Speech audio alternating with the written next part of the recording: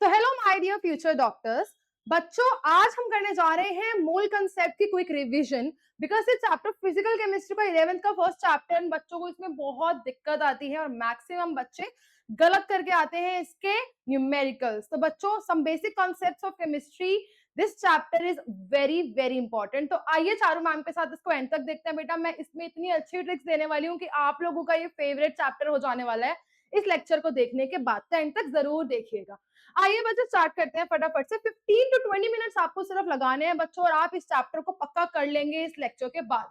Okay, तो सबसे पहले बेटा, atomic mass unit that means AMU की डेफिनेशन इज वेरी इंपॉर्टेंट। ये असर्शन रीजनिंग में टिक करने के लिए आ जाती है। It is a mass of 1/12 of mass of C12 carbon isotope. That means बेटा, जब इसको देखा गया तो इसकी वैल्यू 1 एएमयू की आई गई।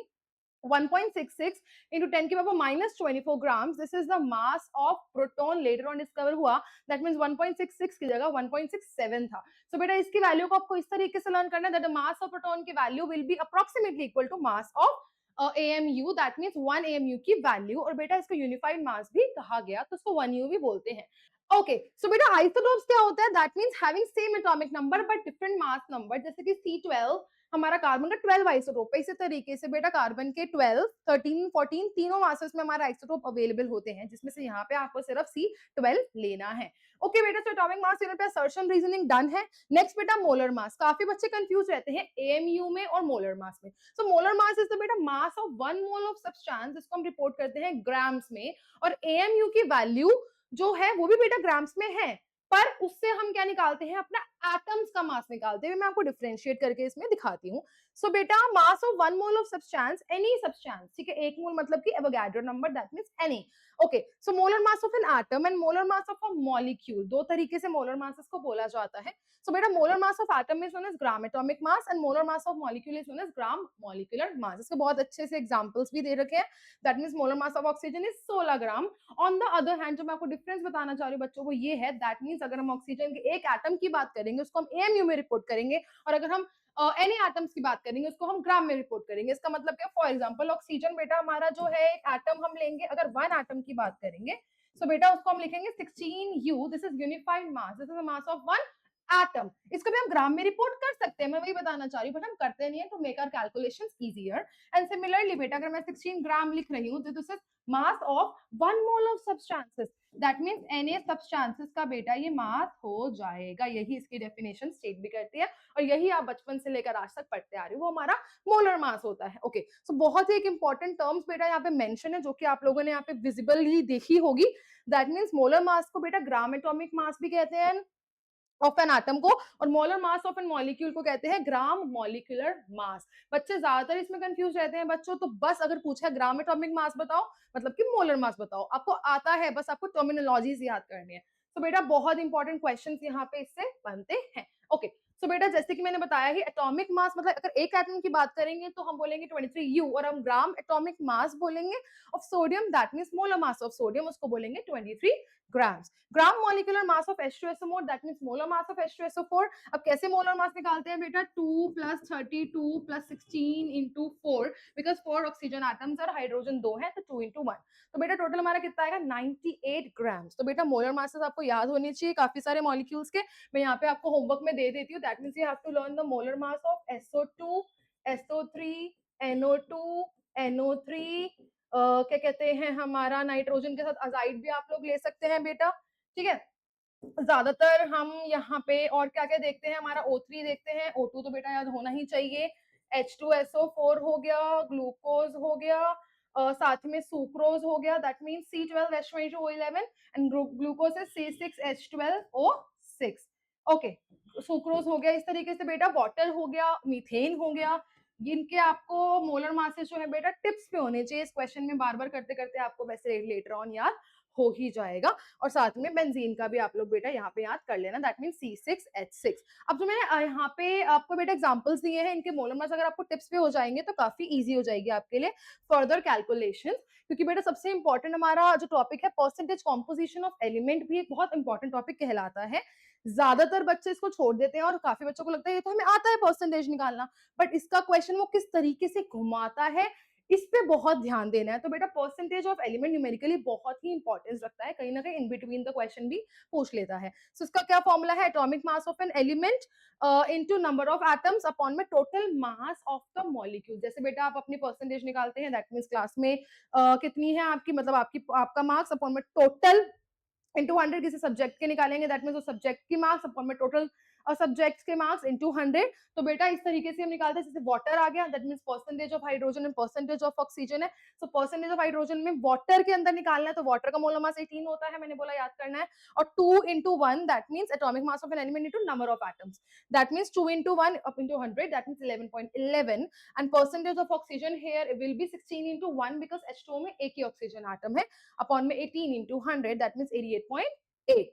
ओके बेटा, सो मूविंग फॉरवर्ड हमारा बहुत बहुत इंपॉर्टेंस रखता है मोल क्या होता है। सो बेटा मोल क्या होता है, number of entities present in 12 gram of carbon isotope. That means हमारा कितनी आती है, Na स्पीशीज 6.022 into 10 की power 23 species, can be any species, atoms, molecules, particles, ions, anions, cations, कुछ भी हो सकता है बच्चों, ठीक है। Compound, so N is equals to, बहुत इंपॉर्टेंट ट्रिक मैंने यहाँ पे आप लोगों के लिए लिखी है और ये आपको पता होनी चाहिए। Given mass upon molar mass is equals to V upon 22.4, that means molar volume upon में 22.4 only applied for gases at STP। So बेटा STP कंडीशंस हमारी क्या होती है, standard temperature and pressure conditions.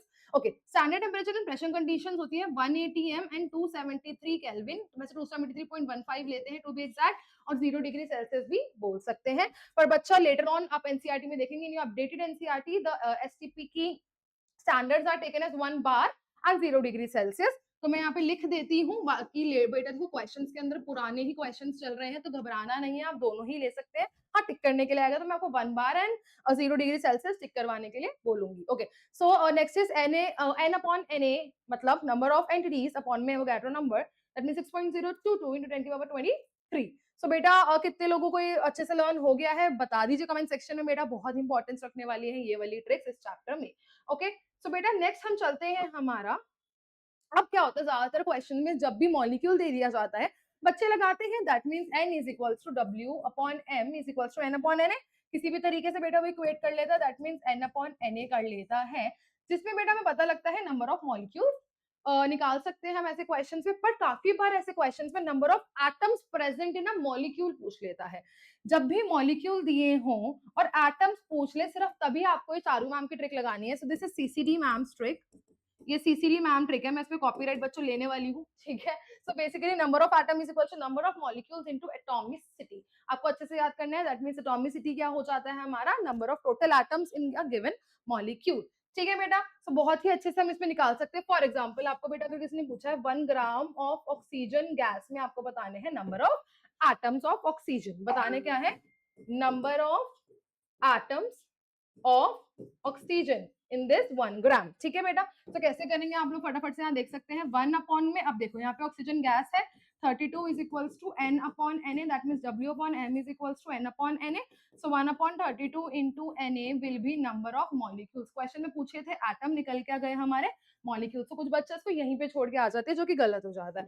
So ma'am ने क्या trick दी, number of atoms is equals to number of molecules, जो भी निकलेंगे क्वेश्चन में, इनटू एटॉमिसिटी कितनी है O2 की, 2 दो एटम्स है ना, तो कितना आ जाएगा, Na/16 will be your answer, that means number of atoms of oxygen, number of atoms of oxygen in O2 molecule, ठीक है बेटा। अब यहाँ पे तो आप इसको यूनिटरी से भी कर सकते हैं बहुत ही आसानी से, बट काफी सारे मॉलिक्यूल्स एंड कंपाउंड्स ऐसे आ जाते हैं बच्चों, जिसको हम यूनिटरी से करने बैठते हैं तो बहुत कंफ्यूजन हो जाती है। तब डायरेक्टली मैम की ट्रिक लगाइए, that means number of atom is equal to number of molecules into atomicity, and guaranteed है ये वाला क्वेश्चन नीट में आएगा। मैंने पिछले साल भी यूट्यूब पे कहा था गारंटेड है, और आया था, मैंने दिखाया था, और मैं हर साल यही कहती हूँ, ठीक है बच्चों। तो बहुत सारे इसमें क्वेश्चंस आते हैं नंबर ऑफ एटम निकालने वाले, मैंने एक इसमें एग्जांपल भी करा दिया है, तो इसको बहुत सारे सितारे वगैरह बना लेना है, रेज़ टू पावर इंफिनिटी, ठीक है।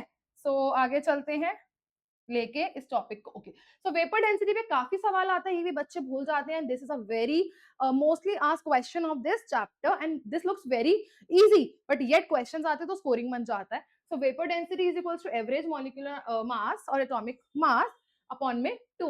और रिलेटिव डेंसिटी क्या होती है, देखो रिलेटिव कंपैरिजन हो रहा है, that means density of gas A जिसकी बात कर रहे हैं अपॉन में डेंसिटी ऑफ हाइड्रोजन गैस के रिस्पेक्ट में हमारे सिलेबस में है, और हम किसी के भी रिस्पेक्ट में निकाल सकते हैं। तो जनरली ये क्वेश्चन में दिया जाता है, density with respect to hydrogen दे दिया जाता है, और आपसे किसी भी तीनों में से किसी भी एक चीज पूछ लेगा वो, ठीक है। So beta next goes with our empirical formula and molecular formula के formulas. So these are very important. Molecular formula is equal to empirical formula के बाहर n इस तरीके से ब्रैकेट के, and n is equals to molecular formula mass upon empirical formula mass. इससे बेटा बहुत इजीली आप लोगों के क्वेश्चन सॉल्व हो जाएंगे.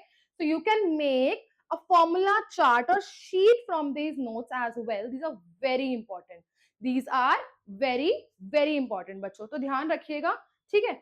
ध्यान रखिएगा बेटा आप इन टॉपिक्स का। Just a second, okay. So बेटा आगे चलते हैं हम यहाँ पे, दैट मीन्स कॉन्सेंट्रेशन टर्म्स इस चैप्टर में पढ़ने, देखो हम सॉल्यूशन में भी पढ़ते हैं बट मैं इस चैप्टर में पढ़ाती हूँ बेटा, तो आपको शॉर्ट नोट्स पे बनाना है।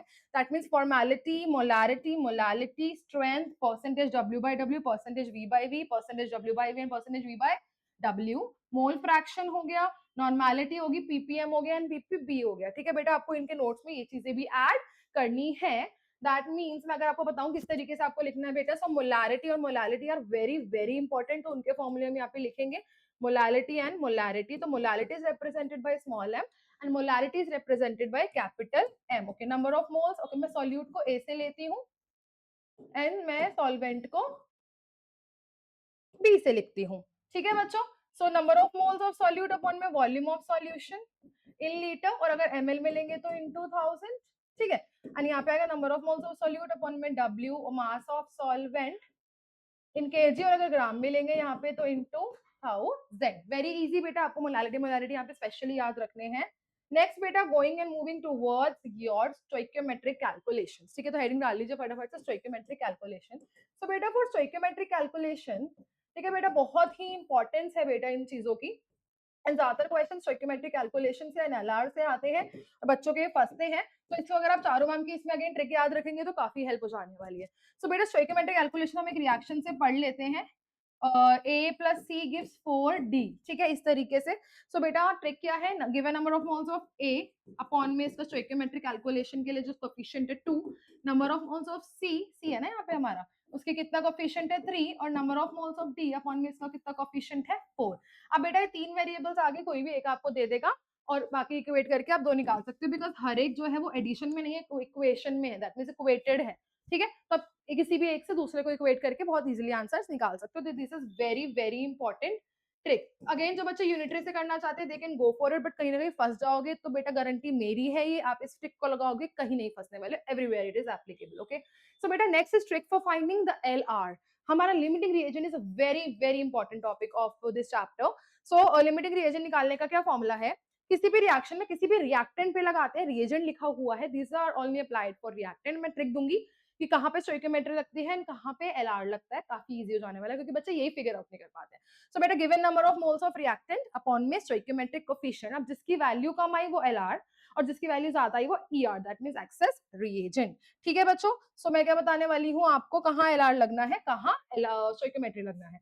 तो बेटा स्टोइकियोमेट्री आपको वहां लगाना है जब किसी भी एक चीज की वैल्यू गिवन होगी, आइदर वन रिएक्टेंट और एनी प्रोडक्ट, ठीक है, कुछ प्रोडक्ट भी दे सकता है बैकवर्ड चलवाने के लिए, ठीक है। और बेटा LR आपका कहाँ लगता है, दोनों रिएक्टेंट्स जब भी दे दे, दो या तीन जितने भी रिएक्टेंट्स है वो सारे दे दे, ठीक है।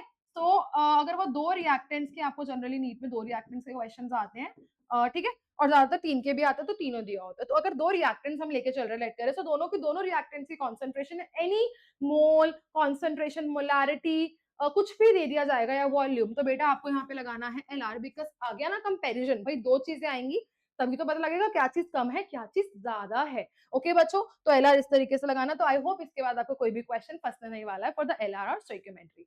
नेक्स्ट बच्चों हमारा percentage yield is our next topic. So this is very important, again लोग इसको भूल जाते हैं, this is very scoring chapter का टॉपिक, बिकॉज बेटा हमारा ज्यादा क्वेश्चन आता है परसेंटेज यील्ड प्लस स्टोइकियोमेट्री की application, percentage yield plus LR की एप्लीकेशन, तो ये भी तो आना चाहिए। आधा टॉपिक पढ़ के क्या करोगे।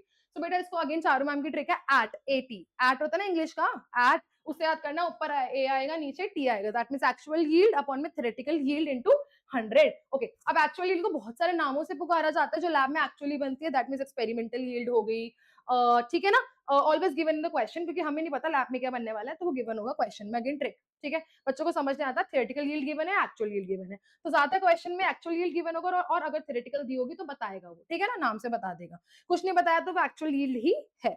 ओके, नेक्स्ट बच्चों, हमारा थ्योरेटिकल यील्ड को दो नामों से जाना जाता है, दैट मींस हमारा एक्सपेक्टेड यील्ड आनी कितनी चाहिए, या कैलकुलेटेड यील्ड जो हमने हाथ से कैलकुलेट करी है, और हमें पता होती है ये हायर वैल्यू होती है, और नेवर गिवन इन क्वेश्चन होती है। थ्योरेटिकल यील्ड हमेशा आपको स्टोइकियोमेट्री और एलआर लगा के निकालनी है, और उसके बाद परसेंटेज यील्ड निकालनी है। अनदर बेटा कंसेप्ट फॉर्मूला बच्चे जो भूल जाते हैं वो क्या है, परसेंटेज प्योरिटी। अब काफी बच्चे से भूल जाते हैं, और अगर आप देखेंगे बेटा नीट के मैक्सिमम पीवाईक्यूज परसेंटेज प्योरिटी पे आपको दिखेंगे।